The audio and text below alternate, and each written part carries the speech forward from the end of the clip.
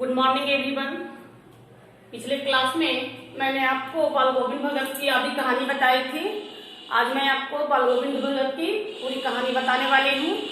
बाल गोविंद भगत की कहानी का मैंने आधे पहलुओं को आपको बताया था और आगे के पहलू के बारे में मैं आज आपको बताने वाली हूँ।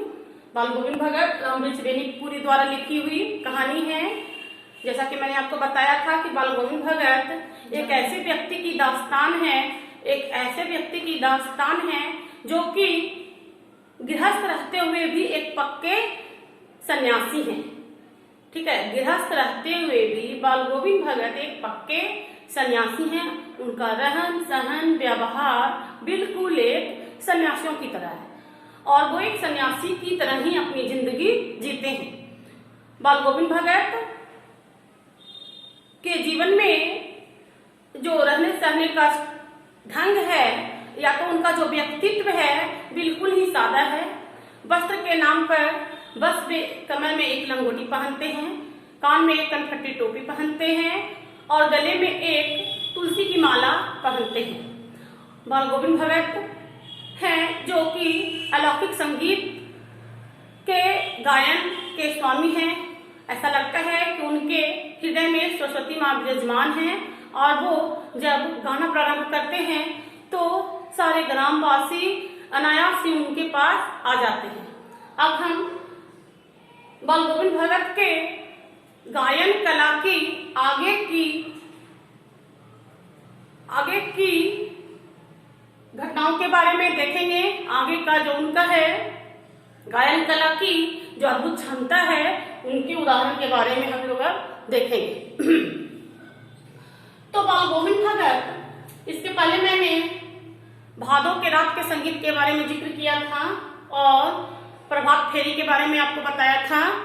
अब मैं आपको बता रही हूँ कि गांव में जब आषाढ़ का महीना आता तो आषाढ़ के महीने में रिमझिम बारिश के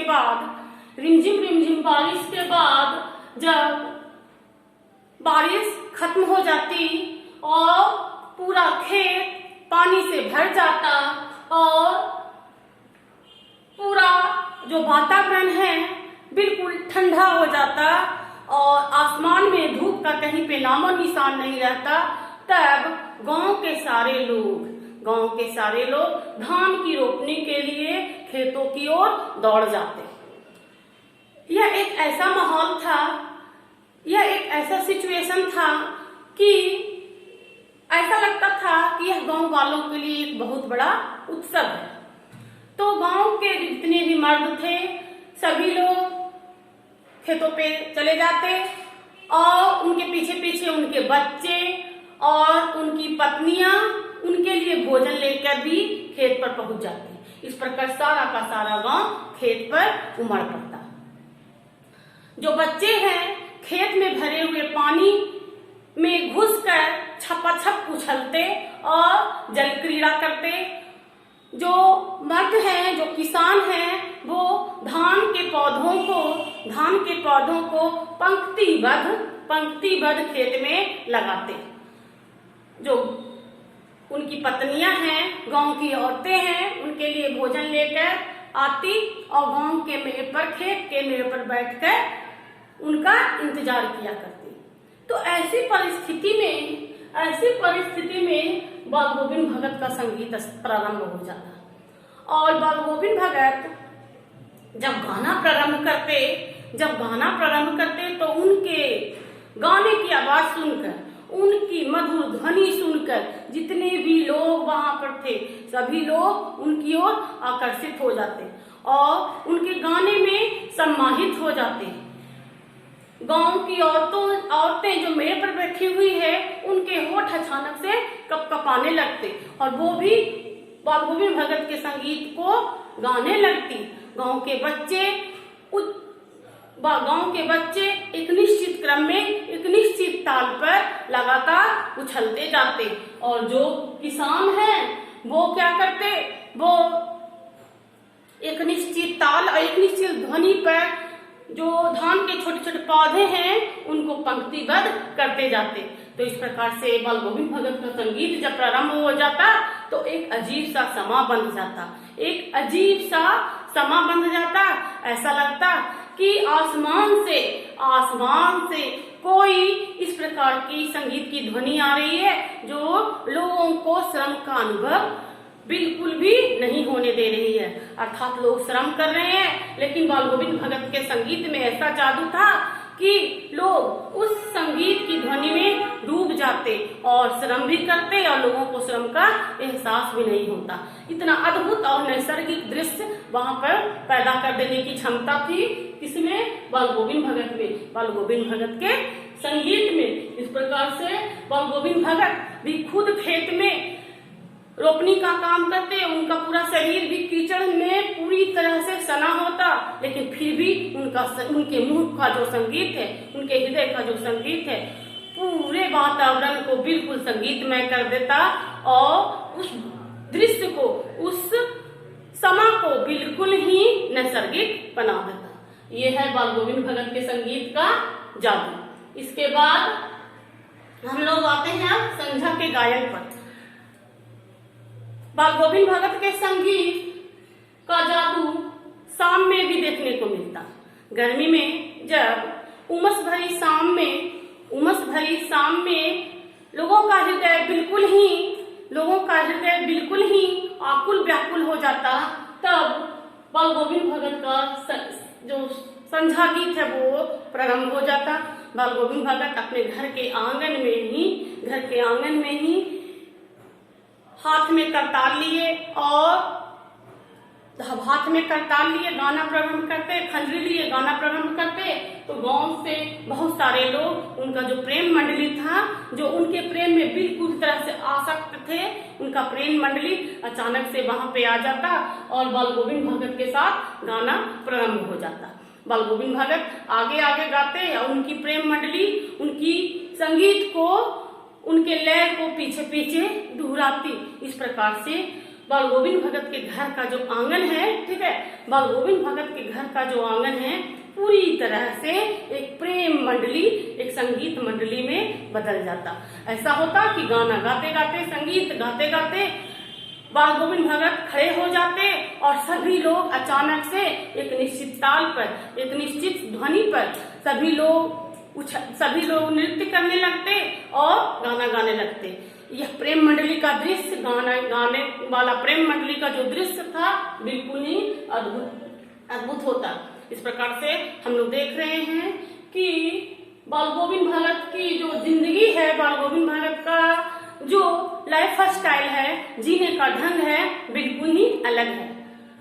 उनकी जिंदगी संगीत है और कर्म है, न तो वो काम से पीछे हटते हैं और न ही संगीत से। वो बच्चे सच्चे कर्मयोगी हैं और अलौकिक संगीत के ज्ञाता भी हैं। तो इस प्रकार से उनकी जिंदगी बहुत अच्छे से, खुशीपूर्वक, सुखपूर्वक गुजर रही थी कि अचानक से एक दिन उनके इकलौते बेटे की मृत्यु हो जाती है।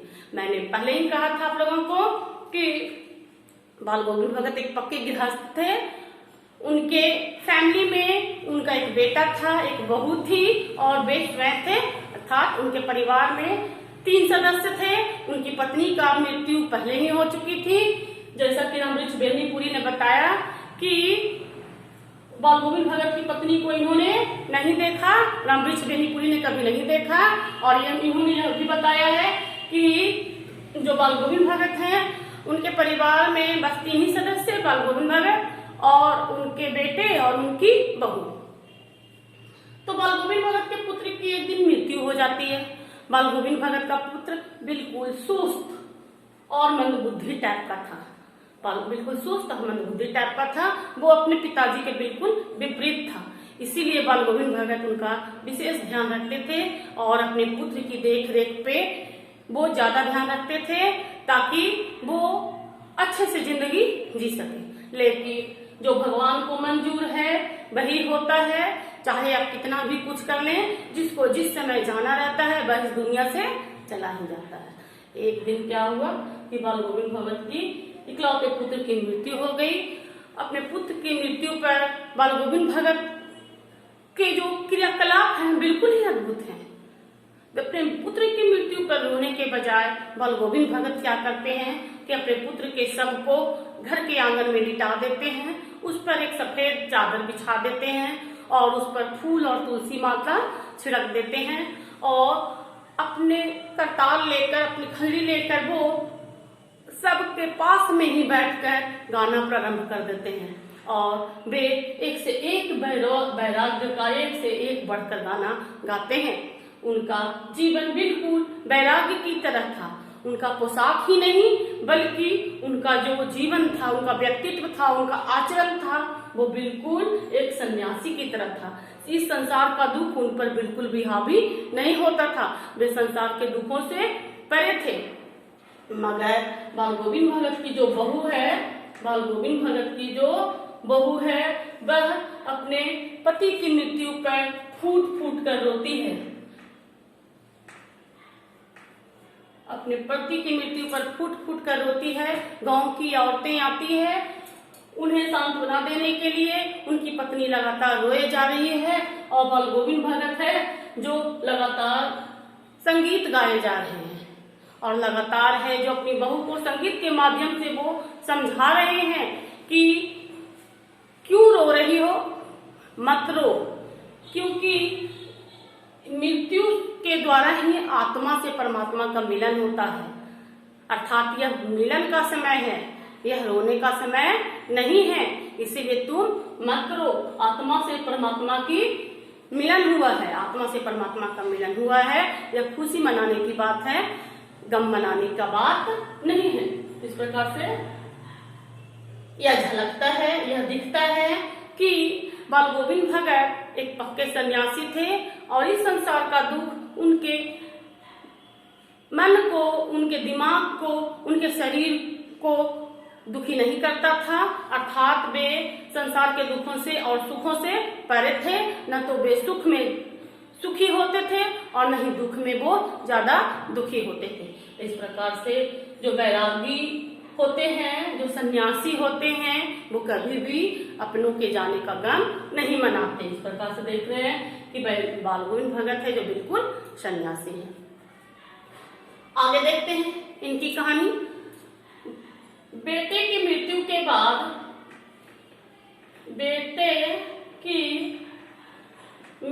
के बाद बाल गोविंद भगत तुरंत अपने बहू के भाई को बुलाते हैं।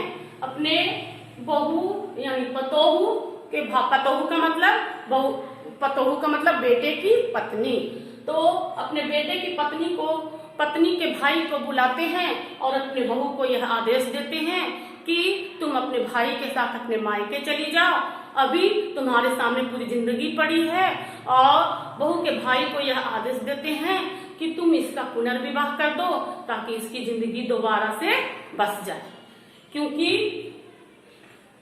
इसने अभी संसार का सुख नहीं देखा है, इसके सामने पूरी जिंदगी पड़ी है, इसे ले जाओ और इसका पुनर्विवाह कर दो।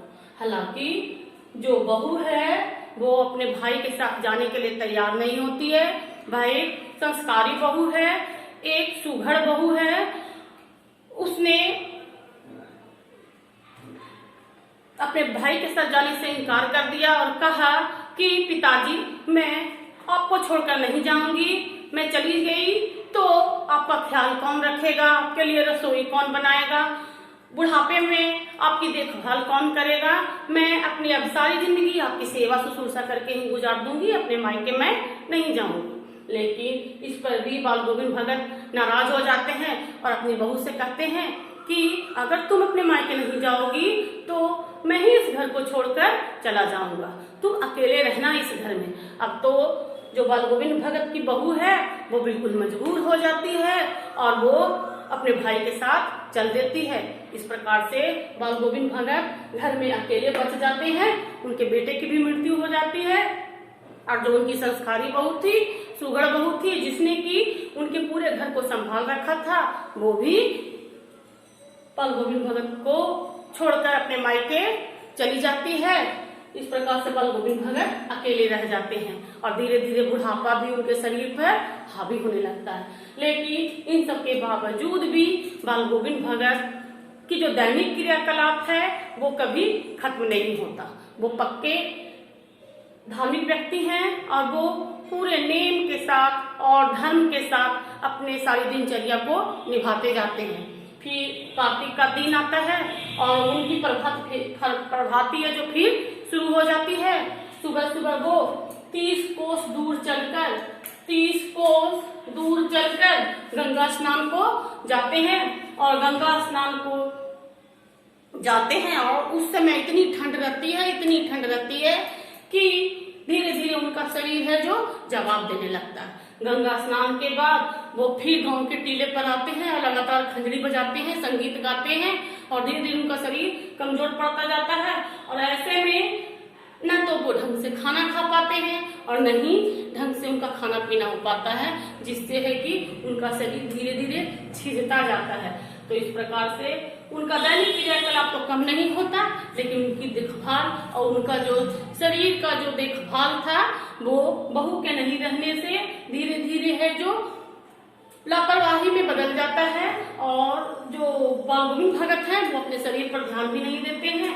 तो लेकिन उनका जो नेम व्रत है, गीत है, स्नान ध्यान है, खेती बाड़ी है, उसके अलावा घर की रसोई है, सभी काम जारी रहते हैं। तो इस प्रकार से धीरे धीरे बाल गोविंद भगत दुर्बल होते जाते हैं, उनकी उम्र बढ़ती जाती है। लेकिन गांव वाले लोग भी आते हैं उनको समझाने के लिए कि आप इस तरह से सुबह सुबह गंगा स्नान को मत जाएं, आप घर में आराम करें। लेकिन वो कहाँ मानने वाले थे, पक्के कर्म योगी थे, पक्के कर्म साधक थे, वो लगातार अपनी दैनिक दिनचर्या को करते जाते हैं। एक दिन ऐसा होता है कि रात में संध्या गीत गाने के बाद वो सो जाते हैं, तो गांव वाले लोग उनके प्रभात गीत का इंतजार करते हैं। लेकिन प्रभात गीत का स्वर जब उनके घर से नहीं सुनाई देता है तो गांव वाले लोग दौड़े उनके घर पर आते हैं तो देखते हैं कि बाल गोविंद भगत का शरीर है जो निर्जीव रूप में पड़ा हुआ है, अर्थात बाल गोविंद भगत की मृत्यु हो जाती है। इस प्रकार से बाल गोविंद भगत जो पक्के कर्मयोगी हैं, कर्म साधक हैं, पक्के सन्यासी हैं, इस दुनिया को छोड़कर चले जाते हैं। इस प्रकार से इस कहानी का अंत होता है। तो इसके बाद की कहानी मैं अगले वीडियो में बताऊंगी। पहले मैं इस चैप्टर का जितना भी क्वेश्चंस है उसका एक्सप्लेन का भी वीडियो बनाऊंगी और आप लोगों के सामने प्रस्तुत करूंगी। तब तक के लिए धन्यवाद।